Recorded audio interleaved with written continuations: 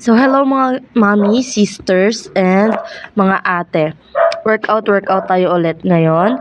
And samahan nyo ako kasi lulukohin ko ulit yung sarili ko na payat-payatan kineme. At ayan, tingnan nyo yung aking tummy, yung arms ko, yung likod ko. Siguro after 2 weeks, may magbabago na dyan na kahit kaunti. At itutuloy-tuloy ko lang din yung aking black coffee sa umaga. Syempre, no sugar and 2 boiled eggs. At since pang day 6 ko pa lang naman, samahan nyo pa rin ako. Tara, let's go!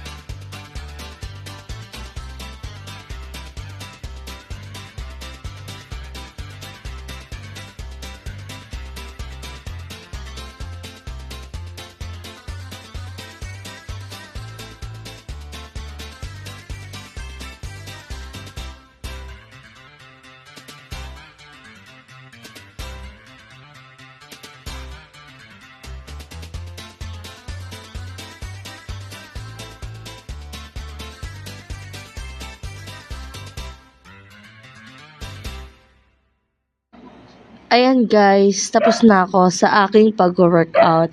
Tingnan niyo yung belly ko, ayan, super pawis. At pang day 6 ko pa lang. At sana after a month, makita ko na yung changes. Kasi mas nakakagana pag may nakikita kang changes sa iyong katawan.